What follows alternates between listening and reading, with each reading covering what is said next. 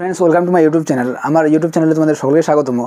आज के আমরা যে বিষয়টি নিয়ে আলোচনা করতে চলেছি সেটা হচ্ছে এসএলএসটি জিওগ্রাফির যে ইন্টারভিউ গাইডেন্সের কিছু কোশ্চেন পত্র। যেমন ইন্টারভিউয়ার বোর্ডে একটা সত্যি কথা বলতে একটা তোমাদের কথা বলি যে এবারে যে ইন্টারভিউটা হতে চলেছে এটা একটা টোটালটা একটু অন্য রকমের, ঠিক আছে? কেননা ধরো যে যারা বিশেষ করে ফ্রেশার্সরা দেখছো তাদের ক্ষেত্রে এটা বিশেষ করে বলবো আমি যে যারা তো টিচার ছিলেন ওরা তো মোটামুটি তো ইন্টারভিউতে ওদের চাইলে কিন্তু নাম্বারটা একটু হয়তো বেশি স্কোর করতে পারবে ওরা, কারণ যে ওদের ডকুমেন্টসে লেখাই থাকবে যে ওরা প্রিভিয়াসলি ওরা জব করতো। তো বিশেষ করে যারা ফ্রেশার্স তোমরা দিতে যাবে আর কি, তাদের ক্ষেত্রে একটা সমস্যা হতে পারে। ধরো যে তোমাদের ইন্টারভিউ যদি ঠিক বা পারফেক্ট না হয় তোমার কিন্তু চান্সটা কিন্তু সেক্ষেত্রে কিন্তু অনেকটা কমে যাবে। কেননা তোমার পারফরমেন্স ইন্টারভিউতে যদি ঠিকঠাক মানে তুমি যদি মুগ্ধ করতে না পারো ইন্টারভিউয়ার বোর্ডকে, সেক্ষেত্রে তোমার স্কোরটা কিন্তু কমে যাবে, সেক্ষেত্রে তোমার চাকরি পাওয়ার কিন্তু সম্ভাবনাটা অনেকটাই কমে যাবে। সেক্ষেত্রে তার জন্য আমাদের সকলকেই উচিত, বিশেষ করে প্রতিটা সাবজেক্টে যারা ক্যান্ডিডেট তোমরা করছো, নিজের সাবজেক্টটার বেসটা এতটাই রেডি করে যেতে হবে যেন আমাদের বেসিক্স যে সমস্ত জিনিস বা কনফিউশন যে সমস্ত জিনিস রয়েছে, টপিক রয়েছে, সেগুলো আমাদের যেন কোনো রকমের যেন কনফিউজ করাতে না পারে ইন্টারভিউয়ার বোর্ড, ঠিক আছে? সেই জন্য আজকে আমরা যে ভিডিওটি নিয়ে আসতে চলেছি সেটা হচ্ছে গিয়ে তোমার কিছু টপিকের মধ্যে যে কনফিউশন হয় বিশেষ করে জিওগ্রাফির ক্ষেত্রে আমাদের। দেখো তোমরা দেখতেই পাচ্ছ যে জিও টেকটনিক এবং জিওমরফোলজির মধ্যে যে ডিফারেন্স দেখতে মনে হচ্ছে অনেকটা একই রকম, মানে দুটো হচ্ছে ভূ প্রকৃতি নিয়ে আলোচনা করে, কিন্তু বিষয়টার মধ্যে অনেক হিউজ ডিফারেন্স রয়েছে, সূক্ষ্ম ডিফারেন্স রয়েছে, কিছু বেসিক ডিফারেন্স রয়েছে যেটা আমাদের জানা উচিত। তার মধ্যে দেখতে পাচ্ছ ওয়েদারিং অ্যান্ড মাস ওয়াস্টিং। অনেক সময় আমরা 9-10 বইতে পড়েছি যে ওয়েদারিং মাস ওয়াস্টিং দেখতে মনে হয় একই, শুধু ভাঙাচোরা মানে পাথরের ভাঙাচোরা বা চূর্ণ বিচরণটাই বা ক্ষয়কার্যের ফলে এই সমস্ত জিনিসও মনে হচ্ছে গেলে ওয়েদারিং হয়, এটাই আবার মাস ওয়াস্টিং মনে হয় অনেকের। যেমন ক্লাইমেটোলজি আর মেট্রোলজি, আবহাওয়াবিদ্যার তোমরা সঙ্গে জানো যে আবহাওয়াবিদ্যার মধ্যে যে বিষয়ে আলোচনা করা হয় সেটাই হয়তো অনেকে বলছে ক্লাইমেটোলজি, কেউ বলছে আবার মেট্রোলজি। এর যে বেসিক ডিফারেন্স এর আমরা পরবর্তীতে জানার চেষ্টা করব। ফোল্ড এবং ফোল্ডের মধ্যে, তার মধ্যে পপুলেশন এবং ডেমোগ্রাফির মধ্যে এই যে টার্মগুলো রয়েছে দেখতে সিমিলার মনে হলেও, শুনতে সিমিলার মনে হলেও, এদের বিষয়বস্তু অনেকটা একই হলেও কিন্তু এদের মধ্যে কিছু সূক্ষ্ম ডিফারেন্স রয়েছে যেটা তোমার ইন্টারভিউয়ার বোর্ড তোমার কাছ থেকে কিন্তু হয়তো জিজ্ঞেস করে নিতে পারে যে আপনার কি মতামত, মানে বলতেই পারে। দেখো আজকেরটা দেখো, প্রথম পার্টটা রয়েছে দেখো জিও টেকটনিক, ঠিক আছে? তোমরা দেখতেই পাচ্ছ যে Jio tectonic is the study of the earth large scale structure and features, ঠিক আছে? মানে জিও টেকটনিকটা বলতে মেইনলি যে আমাদের ইন্টেরিয়র অফ যে আর্থের পার্টটা রয়েছে না, নিচের পার্টটা যে রয়েছে, তার যে স্ট্রাকচার রয়েছে, তার গঠন রয়েছে, তার উৎপত্তি কেমন, এই সমস্ত কিছু বিষয় নিয়ে জিও টেকটনিক মেইনলি আলোচনা করে, ঠিক আছে? সেক্ষেত্রে দেখো such as plate tectonics that shapes the earth, মানে জিও টেকটনিকের যে একটা পার্ট রয়েছে, যে নিচের পার্টটা রয়েছে, সেটা কিন্তু আমাদের যে ভূপৃষ্ঠ যে আমরা কোর বা ক্রাস্ট বলি, ঠিক আছে, বা ভূপৃষ্ঠে যে 3টা লেয়ার রয়েছে সেটার কিন্তু শেপ বা গঠন দিয়ে থাকে, ঠিক আছে, জিও টেকটনিকের ফলে। আর জিওমরফোলজিটা কি? Geomorphology the term was given by WM Davis, তোমরা দেখতেই পাচ্ছ, is the study of landform. এটা একটা বিদ্যা বা ভূমিরূপ বিদ্যা। জিও মানে তো তুমি বুঝতে পারছো পৃথিবী বা ভূমি, আর মরফোলজি মানে বিদ্যা।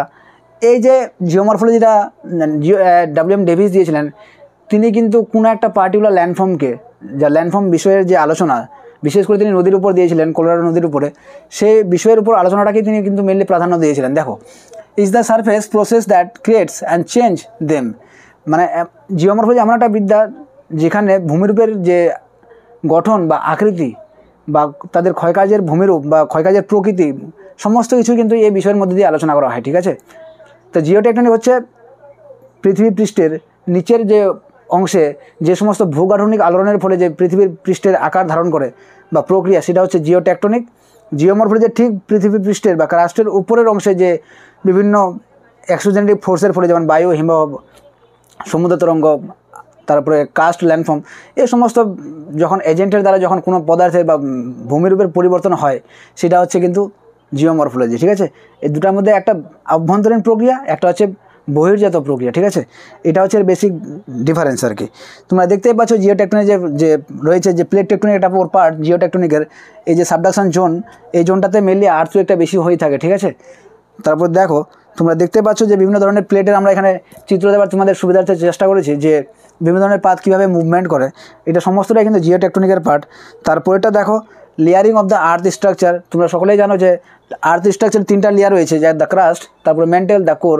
তোমরা এটা জুম করে দেখে নিতে পারো। এদের মধ্যে ডেপথও অনেক সময় কিন্তু জিজ্ঞেস করতে হতে পারে, কিন্তু যে ক্রাস্টের দৈর্ঘ্য কত, ক্রাস্টকে আবার কত ভাগে ভাগ হয়ে যায়, তাদের মধ্যে ডিফারেন্স মানে তাদের মধ্যে ডিসকন্টিনিউটি কী কী রয়েছে, আমরা একটা পার্টিকুলার ওই ভিডিওতে একটা আলোচনা, একদম ডিটেলস আলোচনা করব, তোমরা জাস্ট দেখে নাও। এবার দেখো যে জিওমরফোলজির কিছু এজেন্ট বা তাদের ক্ষয়কার্যের ফলে ভূমিরূপ যে ব্যাডল্যান্ড টোপোগ্রাফি তোমরা দেখতে পাচ্ছ, ব্যাডল্যান্ড টোপোগ্রাফি একটা জিওগ্রাফির একটা মানে বেস্ট ওয়েল নোন টপ মানে ইসে ভূমিরূপ। তারপরে দেখো ভি শেপ ভ্যালি দেওয়ার চেষ্টা করেছি আমরা তোমাদের, ঠিক আছে, ভি শেপ ভ্যালি। তারপরে দেখো এখানে ধরো বিভিন্ন ধরনের ভূমি প্রকৃতির আমরা চেষ্টা করেছি, যে এস্চুয়ারি কি, প্লেন কি, হিল কি, এবং বিভিন্ন ধরনের ট্রিবিউটারি, তারপর রিভার, ভ্যালি, মাউন্টেন, গ্লেসিয়ার, এই সমস্ত কিছুই হচ্ছে একটা জিওমরফোলজির একটা পার্ট বা এজেন্ট, ঠিক আছে। তারপরের টপিকটা দেখো ওয়েদারিং অ্যান্ড মাস ওয়াস্টিং। দেখতে বা শুনতে একটু একই মনে হলেও এদের মধ্যে কিন্তু কিছু বেসিক ডিফারেন্স রয়েছে। দেখো কেমন করে ডিফারেন্স রয়েছে। Weathering is the process of breaking down and decompositions of rock through the physical, chemical and biological. তোমরা সকলে জানো ওয়েদারিং একটা প্রসেসে, অনেক ক্ষেত্রে মনে হয় যে আমাদের ওয়েদারিং শুধু কোনো পাথরের চূর্ণ বিচূর্ণ হওয়াটাকে ওয়েদারিং বলে। ওয়েদারিং বলতে শুধু ওটাকে নয়, ওয়েদারিং 3টা প্রক্রিয়ার মধ্যে হয়, যেটা হচ্ছে তোমরা সকলে জানো ফিজিক্যাল ওয়েদারিং, কেমিক্যাল ওয়েদারিং এবং বায়োলজিক্যাল ওয়েদারিং। বা কোনো পাথর বা কোনো পদার্থের চূর্ণ বিচূর্ণ হওয়ার বা কোনো রক্স মানে পাথরের চূর্ণ বিচূর্ণ হওয়ার যে প্রক্রিয়া, ঠিক আছে, যেটা আবার ইনসিটু প্রক্রিয়া হবে। মানে এটা মেনলি ধরো যে স্থানে চূর্ণ বিচূর্ণ হবে আবার সেই স্থানে থেকে যাবে, একটু স্লাইড হয়তো বায়ুর বা অন্য এজেন্টের দ্বারা একটু হলেও মুভমেন্ট হতে পারে, কিন্তু খুব একটা মুভমেন্ট হবে না। যে জায়গায় চূর্ণ বিচূর্ণ হবে সেই জায়গায় পড়ে থাকে, ঠিক আছে, মানে এটা হচ্ছে ইনসিটু প্রক্রিয়া। দেখো তারপরটা দেখো মাস ওয়াস্টিং কি। মাস ওয়াস্টিং কিছুই না, ওয়েদার ম্যাটেরিয়ালগুলো যেগুলো চূর্ণ বিচূর্ণ হলো যখন কোনো স্লোপের ঢাল অনুসারে, ঠিক আছে, উপর থেকে নিচে গ্র্যাভিটির টানে উপর থেকে নিচের দিকে বাহিত হয়ে চলে আসে, সেটা হচ্ছে মাস ওয়াস্টিং। যেমন তোমরা সকলে জানো যে ডেব্রিস ফ্লো, আর্থ ফ্লো, ঠিক আছে, এই সমস্ত কিছুই হচ্ছে মাস ওয়াস্টিংয়ের একটা উদাহরণ। যেমন সলিফ্লাকশন, জেলিফ্লাকশন, এই কনসেপ্টগুলো তোমাদের জিজ্ঞেস করতেই পারে সলিফ্লাকশন কী ধরনের মুভমেন্ট। এটা পরীক্ষায় দেওয়া হয়েছিল এসএলএসটি, তোমরা সকলেই দেখেছিলে যে সলিফ্লাকশন একটা কিন্তু ধীরগতি প্রক্রিয়া, ঠিক আছে। তো ভূপৃষ্ঠে যে খুঁটি হেলে যাওয়া, গাছের ডাল হেলে যাওয়া, এটা কিসের ফলে হয়? মৃত্তিকা বিসরণ বা আর্থ সোয়েল ক্রিপের ফলে হয়, ঠিক আছে। এই সমস্ত ছোটো ছোটো জিনিস তোমাদের মাস ওয়াস্টিং বা ওয়েদারিং থেকে জিজ্ঞেস করা হতেই পারে। তারপর এটা দেখো আমরা একটা চিত্র দেওয়ার চেষ্টা করেছি, যে দেখো এটা হচ্ছে ওয়েদারিংয়ের ফলে। দেখো অনেক সময় বোল্ডারে বা পাথরের কি হয়, মানে সূর্যের তাপমাত্রার তারতম্যের কারণে দিনের বেলায় সূর্য বেশি পড়ায় এবং রাতের বেলা যখন কম্প্রেশন হয় বা তাপমাত্রা কম থাকে, তখন কিন্তু পাথরে ফাটল বা ক্র্যাকের সৃষ্টি হয়, যেটাকে ব্লক ডিজাইন্টিগ্রেশন বলি আমরা, ব্লক ডিজাইন্টিগ্রেশন, ঠিক আছে। সেটা হচ্ছে এর বেস্ট চিত্র। তারপরটাও দেখো একটা এখানে হয়েছে গ্রেনুলার ডিজাইন্টিগ্রেশন।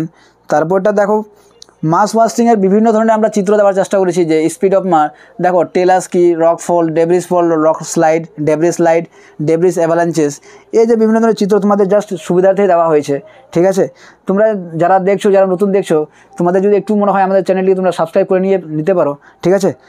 তারপর দেখো এখানে আমরা একটা ক্লিয়ার চিত্র দেওয়ার চেষ্টা করেছি। দেখো মাস ওয়াস্টিং কীভাবে হয় প্রক্রিয়াটা দেখো। এই জায়গায় যদি ওয়েদারিং হলো, তোমরা দেখতে পাচ্ছ এই জায়গায় ওয়েদারিং হলো, এই জায়গায় ওয়েদারিং হয়ে যখন স্লোপ তো নিশ্চয়ই ঢালু আছে, নিশ্চয়ই তাহলে গ্র্যাভিটি টানে নিচে যাবে, ওখানে তো আর থাকবে না, কারণ যে গ্র্যাভিটি টান তো নিচে থাকবে সবসময় না। এই যে গ্র্যাভিটি টানে ওই যে ওয়েদার ম্যাটেরিয়ালগুলো নিচের দিকে স্লোপ বেয়ে আবার চলে আসবে, সেটাকে কিন্তু আমরা মাস ওয়াস্টিং বলি, ঠিক আছে। এই চিত্র দেখেও তোমরা অনেকটা হয়তো বুঝতে পারো, ঠিক আছে। তারপর দেখো ওয়েদারিংয়ের আমরা তোমাদের স্লাইডের মধ্যে দিয়ে বোঝার চেষ্টা করেছি যে ওয়েদারিং আবার কত প্রকার হয়, তাদের প্রক্রিয়াগুলি কী কী জিজ্ঞেস করা হতেই পারে। দেখো physical Wuthering, chemical Wuthering, biological Wuthering. Physical Wuthering কিছুই না, ফিজিক্যাল ওয়েদারিং হচ্ছে যখন দিনের বেলা সূর্যের তাপমাত্রা বেশি থাকে, রাতের বেলা সূর্যের তাপমাত্রা কম হয়ে যায়, তখন যে উষ্ণতার তারতম্যের কারণে যে কোনো পাথরের বা বোল্ডারের যখন ডিজাইন্টিগ্রেশন বা ডিকম্পোজিশন হয় বা চূর্ণ বিচরণ হয়, সেটা হচ্ছে ফিজিক্যাল ওয়েদারিং। কেমিক্যাল ওয়েদারিং কি? কেমিক্যাল ওয়েদারিংয়ের মধ্যে 4-5টা প্রক্রিয়া রয়েছে, যেমন solution, hydration, hydrolysis, reduction, carbonation. মানে কার্বনেশন চুনামাথাযুক্ত অঞ্চলে দেখা যায়, ঠিক আছে। সলিউশন জলে হয়, জলের সঙ্গে যখন দ্রবণ জাতীয় বা চুনাপাতা জাতীয় পদার্থ থাকে সেটা দ্রবীভূত হয়ে যায়, ঠিক আছে। জলের সঙ্গে বায়ুর সংস্পর্শের ফলে অক্সিডেশন হয়, ঠিক আছে। রিডাকশন বলতে যখন কেমিক্যাল ওয়েদারিং হয় কোনো পদার্থের সঙ্গে, সেটা কিন্তু ক্ষয় হয়ে যায়, সেটা আয়তনে বা আকারে কমে যায়, সেটাকে রিডাকশন বলে। বায়োলজিক্যাল ওয়েদারিং কিছুই না, যেমন উই পোকা, তারপরে